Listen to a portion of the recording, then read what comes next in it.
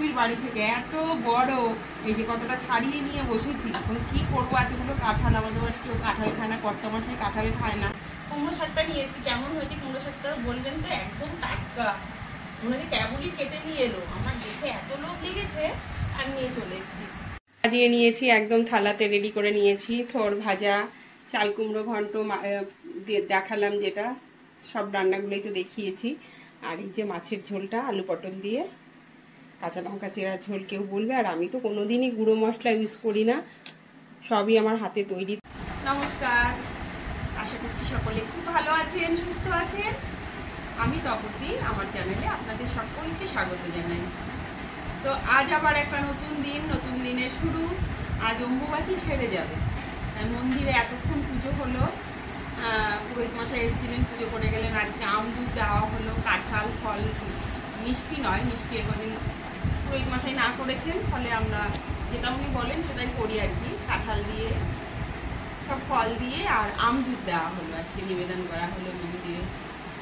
যেহেতু রাতে আজকে 3:30টায় ছেড়ে যাবে, তাই আবার ওপরেও পুজো করলাম, ওপরেও একটু ঠাকুরকে এই যে পুজো টুজো করে আপনাদের সামনে এলাম। দেরি হয়ে গেছে, আজকে কাজের দিদিটা আজকেও আসেনি, খুবই শরীর খারাপ, অসুস্থ, জ্বর এসছে। এই যে ওপরে পুজো দিয়েছি, এই যে গিরিধারীকে আম দুধ দিয়ে একটু কাঁঠাল নিবেদন করেছিলাম। আজকে আম দুধ দিতে হয়, যেহেতু অম্বুবাচী শেষ দিন। আর একটা কাঁঠাল এনেছি কর্তামশাইয়ের বান্ধবীর বাড়ি থেকে, এত বড়, এই যে কতটা ছাড়িয়ে নিয়ে বসেছি। এখন কি করবো, এতগুলো কাঁঠাল, আমাদের বাড়ি কেউ কাঁঠাল খায় না, কর্তামশাই কাঁঠাল খায় না।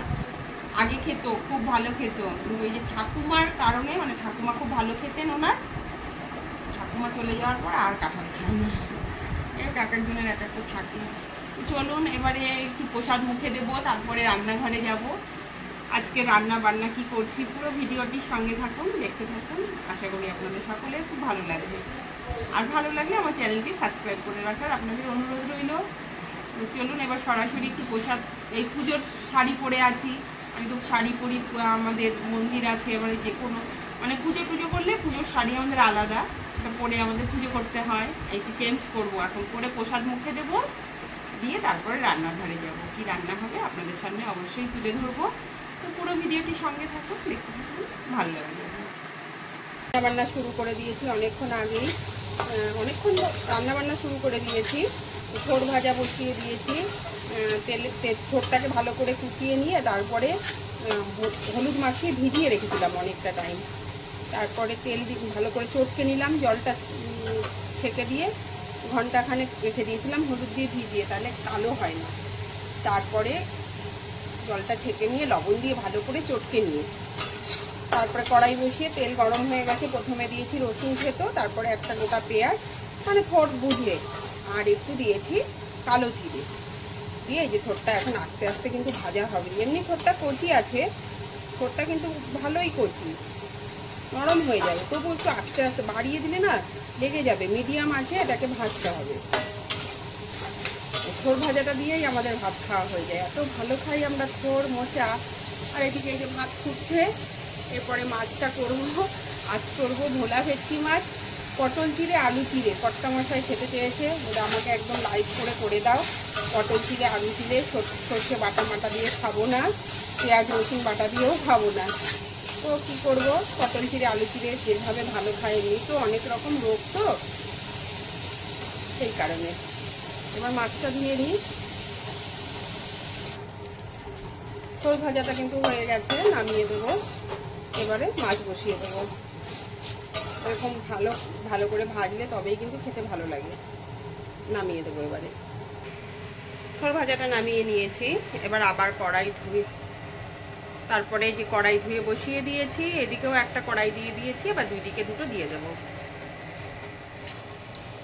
এই যে চিংড়ি মাছটা দিয়ে করব হচ্ছে চাল কুমড়ো ঘন্ট, আর এই যে মাছটা করব আলু পটল চিড়ে।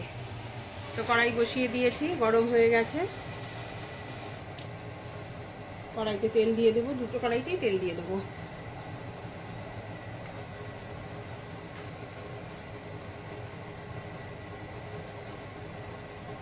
রাখলে খুব তাড়াতাড়ি হয়ে যায় রান্না।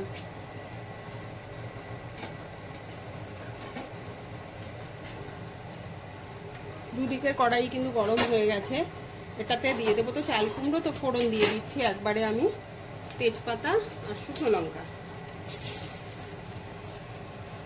আর দিয়ে দিলাম গোটা জিরে।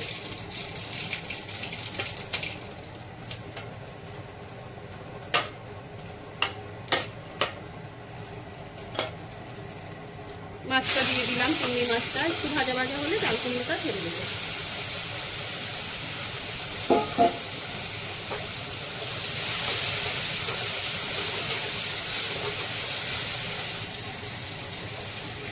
কড়াইটা একটু ঘুরিয়ে দেবো, তেলটা একটু ঘুরিয়ে দিলে কি হবে, মাছটা লাগবে না।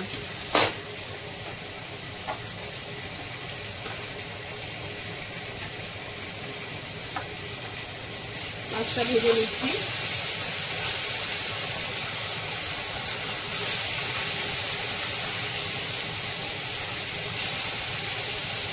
মাথা দুটো পরে ভাজবো, মাথা দুটো একসঙ্গে দিলে ভেঙে যায়।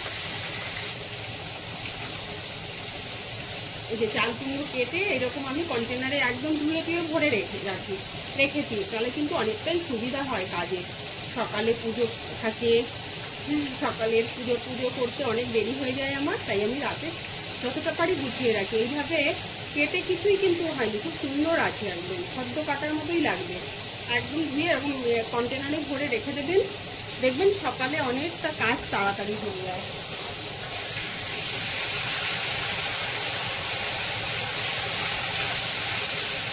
চিংড়ি মাছটা কিন্তু খুব সুন্দর ভাজা হয়ে গেছে। এবার আমি চাল কুমড়োটা দিয়ে দিচ্ছি। এবার একটু লবণ হলুদ দিয়ে দেবো আর কাঁচা লঙ্কা দিয়ে দেবো, দিয়ে ঢেকে দেবো। দিয়ে দিলাম পরিমাণ বুঝে লবণ, আর দিয়ে দিলাম হলুদ।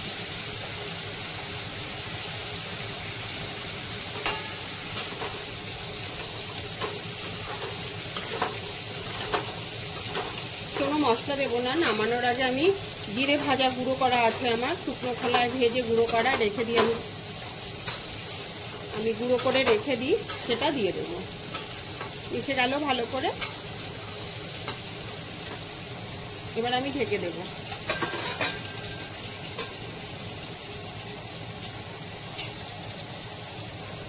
মাছটা ভাজা হয়ে গেছে, তুলে নিচ্ছি।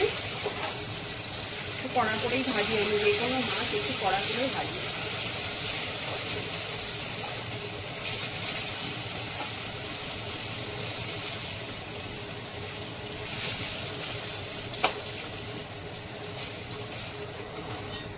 তুলে নিলাম মাছগুলো, এইভাবে ভেজেছি। এবার মাথা দুটো ভেজে নেব।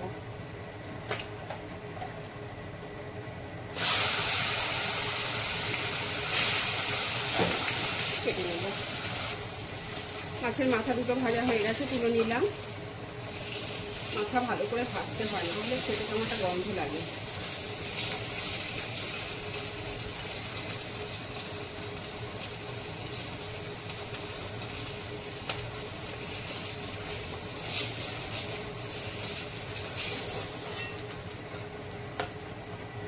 কমিয়ে দিলাম, তেল দেবো কড়াইতে, একবারে ফোড়ন দেবো।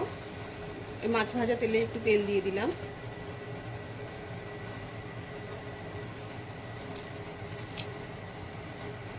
পুড়ে যাচ্ছে, এত বাড়তি না এই গ্যাসটা।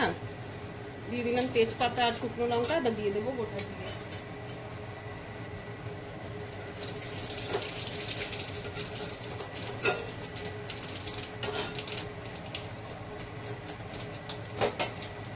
এই যে আলুটাকে এরকম ভাবেই পটলের মতো করে কেটে নিয়েছি। এবার মশলাটা হলেই দিয়ে দেবো, একটু লবণ দেবো, নাহলে গায়ে ছেটাবে। লবণ দিয়ে দিলাম।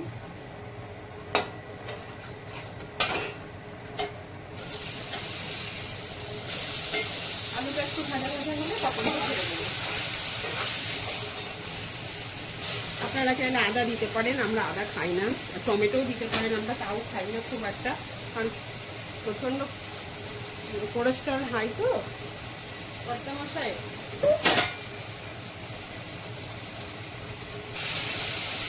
যত কষা ভালো হবে তত কিছু তরকারি টেস্ট হবে আর একটু কষবে। কষে গেছে খুব সুন্দর। মশলার কাঁচা গন্ধ চলে গেছে। এবারে জল দিয়ে দেবো, অবশ্যই গরম জল দেবো। ফুটে উঠলে মাছগুলো দিয়ে দেবো। এবার ওইদিকে চাল কুমড়োটা দেখবো, ফুটে উঠলে মাছগুলো দেবো। এদিকে চাল কুমড়োটা কিন্তু পুরো হয়ে গেছে আমার, ভালো করে মিশিয়ে দিয়েছি। যত মেশানো হবে তত কিন্তু খেতে ভালো লাগবে। এবারে আমি নামিয়ে দেবো। তার আগে এই যে একটু চাল গুঁড়ো নিয়েছি, এর ভেতরে একটু ভাজা জিরের গুঁড়ো নেব। আমার ভাজা জিরের গুঁড়ো করা থাকে চামচ মতো। এখানে তেজপাতা আর ভাজা জিরের গুঁড়ো আছে, দিয়ে দিলাম। একটু জল দিয়ে গুলে দিয়ে দেবো। একবার ধরে গেছিল নিচে, আবার কড়াই চেঞ্জ করেছি, নামিয়ে তাড়াতাড়ি করে ধুয়ে দিয়েছি। না হলে না কি হয় বলুন তো, গন্ধ আসে। তো কষ্ট করে রান্না, তারপরে খাওয়া না গেলে।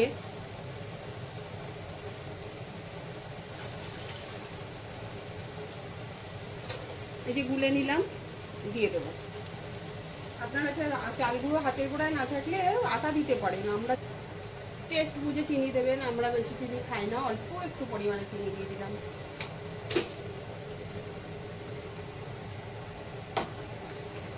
আমার একটু লবণ লাগলো, তাই একটু লবণ দিয়ে দিলাম। হয়ে গেছে কিন্তু আমার চাল কুমড়ো ঘন্ট। ঘন্ট মানে ঘেটে দেওয়া, সুন্দর করে এইভাবে ঘেটে দেবেন।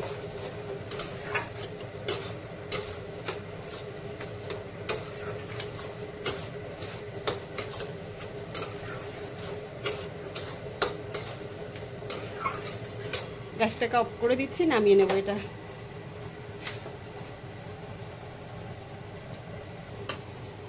নামিয়ে নিলাম।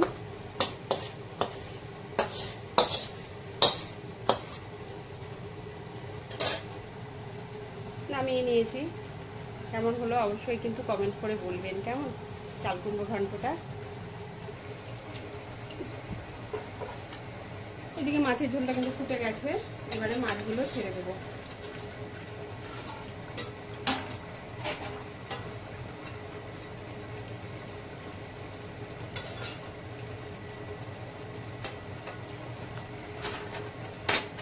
আর একটু ফুটে উঠলে কিন্তু ঝোলটা নামিয়ে দেবো। হয়েই গেছে। আলুগুলো কিন্তু খুব সুন্দর সেদ্ধ হয়েছে, পটল তো কোনো কথাই নেই। মাছের ঝোলটাও কিন্তু হয়ে গেছে। 2-4টে আলু ভেঙে দিয়েছি, আর ভেঙে দেবো না, ঝোলটা একটু ঘন হওয়ার জন্য। আর আপনারা চাইলে যেহেতু পটল আছে একটু চিনি দিতে পারেন, আমরা চিনিটা অ্যাভয়েড করি খুবই তরকারিতে, কারণ কর্তামশাইয়ের কোলেস্টেরল আছে। এবার নামিয়ে দেবো। এই আলু ভেঙে দিয়েছি তো ঝোলটা বসে যাবে।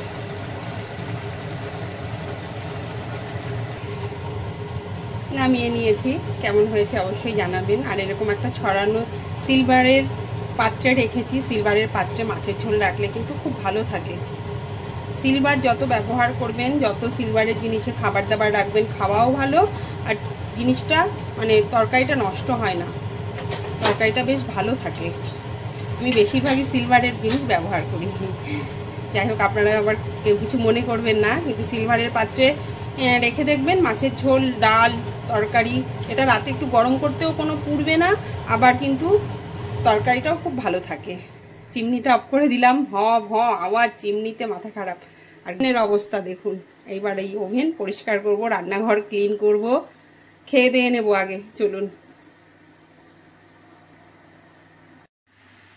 খাবার দাবার সাজিয়ে নিয়েছি, একদম থালাতে রেডি করে নিয়েছি। থোড় ভাজা, চাল কুমড়ো ঘন্ট দেখালাম, যেটা সব রান্নাগুলোই তো দেখিয়েছি। আর এই যে মাছের ঝোলটা আলু পটল দিয়ে, কাঁচা লঙ্কা চেরার ঝোল কেউ বলবে। আর আমি তো কোনোদিনই গুঁড়ো মশলা ইউজ করি না, সবই আমার হাতে তৈরি থাকে, মিক্সিতে পেস্ট করে রাখি, ধুয়ে একদম পরিষ্কার করে। আর শশা নিয়েছি। যাই হোক, এবার থালাটাকে এভাবে সাজিয়ে নিয়েছি। থালা সাজানোটা কেমন হয়েছে অবশ্যই কিন্তু কমেন্ট করবেন। তাহলে চলুন এবার খাওয়া দাওয়া করবো। আর ক্যামেরা নিচ্ছি না বিশেষ কারণবশত। তো খাওয়া দাওয়া করে আপনাদের সকলের সামনে আমি আবার ফিরে আসব। চলুন, আপনারাও খাওয়া দাওয়া করুন, আমরাও খাওয়া দাওয়া করি। আর এই থালা সাজানোটা কেমন হয়েছে অবশ্যই কিন্তু জানাবেন। কেমন। আর আমরা মানে আমার কর্তামশাই, ছেলে, সবাই কিন্তু এই কাঁসার বাসনে খেতে খুব পছন্দ করে। এটা আমার স্বাদের থালা, আমার মা দিয়েছিল এই সব বাসনগুলো। ছেলে খায় অন্নপ্রাশনের থালাতে, আবার কর্তামশাই কোনো সময় খায় দানের থালাতে। কাঁসার বাসনে ওরা খায়। ছেলে, আমি খেতে পারি না, খুব গন্ধ লাগে আমার স্টিলের থালা। চলুন এবার খাওয়া দাওয়া করি, ফিরে আসছি খাওয়া দাওয়া করে। আপনারাও খাওয়া দাওয়া করে নিন।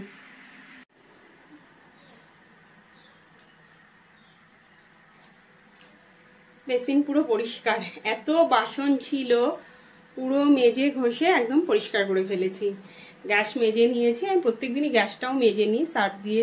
ও খাবার দাবার যা আছে এখানটা এটা একটু আলগা হয়ে গেছে, কারিগুলো রেখে দিয়েছি। আজকে আর কিছুই করব না, একটু বের হব। আর এই যে মশলার কৌটো সব কিছুই মুছে নিয়েছি, আমি প্রত্যেকদিনই মুছে নিই। মশলার কৌটো কটা মানে এই বক্সের মধ্যে থেকে না বারবার বার করতে আমার খুব বিরক্ত লাগে, বিশ্বাস করুন। তো ওই হাতের গোড়াতেই মশলাদানিতে মশলা আছে, আর আছে একটাতে তেজপাতা, একটাতে শুকনো লঙ্কা, তেলটা রয়েছে টিস্যুর ওপরে রেখেছি একটা ট্রের ওপরে, আর এদিকে লবণ আর একটু ছোলা ভাজা আর নিমকি, মাঝে মাঝে ইচ্ছে হয় খেতে।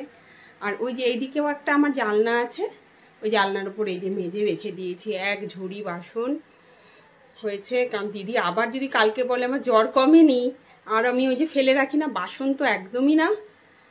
কাঁচা ধোয়া যাও বা একটু, এখনো ওয়াশিং মেশিন আছে অবশ্য যদিও, তবুও আমি ফেলে রাখি না কাজ। কাল হয়তো উনি নাও আসতে পারেন, সেই কারণে আর কি। তো ওই যে কন্টেনারগুলো আর ঝুড়িতে ধরেনি, মানে গামলাটাতে এইভাবে মেজে পরিষ্কার পরিচ্ছন্ন করে। আর এইদিকেও একটা রয়েছে আমার গ্যাস ওভেন, কারণ এটা হলো আমার নিরামিষ, ঢেকে রেখেছি। আমার প্রায় দিনই নিরামিষ যায় তো, আর এইগুলোতে সব রয়েছে নিরামিষ বাসন।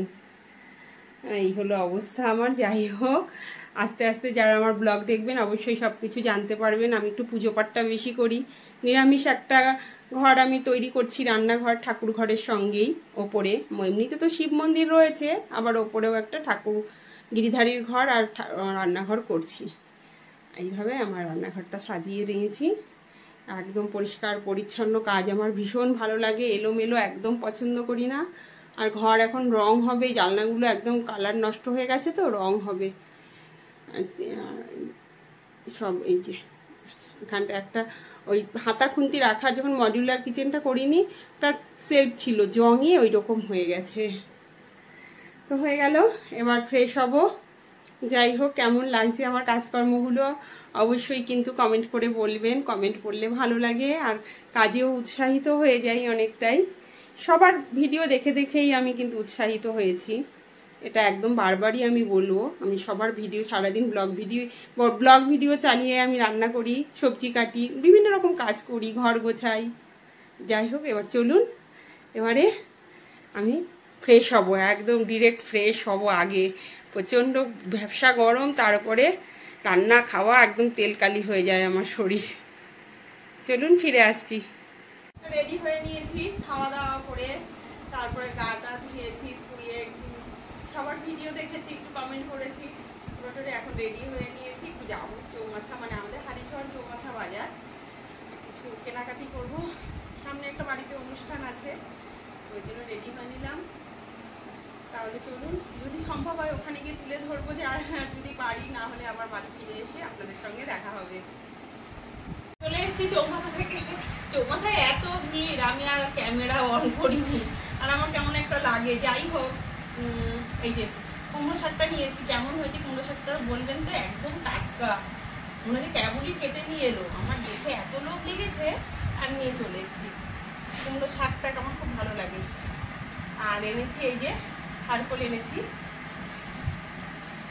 খারকোল একদম, এটাও কিন্তু একদম সতেজ না, একদম দেশি খারকোল। এমনি যেগুলো চাষে ওগুলো কিন্তু বড় বড় পাতা হয়, আর এটা দেখুন সরু পাতা, ছোট ছোট। এটা কিন্তু দেশি খারকোল, দেশি খারকোলও কিন্তু খেতে ভালো টেস্ট লাগে। আর এনেছি একটা জিনিস দেখুন, এই যে কচুর শাক কেটে দিল না, আমাকে কালকে কাটতে হবে। এই কচুর শাকটা 20 টাকা নিয়েছে। কচুর শাকটা এনেছি, নিয়ে এসেছি। গাছের আম পুরো শেষ হয়ে গেছে, এখন 50 টাকা কিলো করে আম নিয়ে এলাম। তুমি সেদিন কত করে এনেছো? 50 টাকা। হ্যাঁ, 50 টাকা করে হিমসাগর, আর এটা ল্যাংড়া একই দাম নিয়েছে আমার কাছ থেকে। ল্যাংড়ার দাম কম। ল্যাংড়ার দাম বললো আমাকে বেশি। না না, ল্যাংড়ার দাম কম, হিমসাগরের দাম বেশি, এখন 80 টাকা হয়ে গেছে। না, আমাকে আজকে জিজ্ঞেস করলাম, বললো 80 টাকা। ও আচ্ছা, আমাকে 50 টাকা করেই নিল। খারাপ না, রং নেই, কালার করেনি আর কি। যাই হোক, এই করে এলাম। আর একটু গেছিলাম অনন্যা জুয়েলার্সে। চলুন, আজকে সারাদিনটা আপনাদের সামনে তুলে ধরলাম। কেমন লাগলো অবশ্যই জানাবেন। আর ভালো লাগলে আমার চ্যানেলটি সাবস্ক্রাইব করে রাখার অনুরোধ রইল সকলকে। অনেক রাত হয়ে গেছে, এখন খাবার দাবার পালা আবার। তো সকলে খুব ভালো থাকবেন, সুস্থ থাকবেন, সাবধানে থাকবেন। আবার আগামীকাল আমি কি করছি আমার দৈনন্দিন কাজকর্ম নিয়ে আপনাদের সামনে হাজির হয়ে যাব। আমি সিম্পল হাউসওয়াইফ, সাধারণ গৃহবধূ, প্রত্যেকদিন যা করি সেটাই আপনাদের সামনে তুলে ধরার চেষ্টা করি। সকলে খুব ভালো থাকবেন, সুস্থ থাকবেন। ধন্যবাদ, নমস্কার।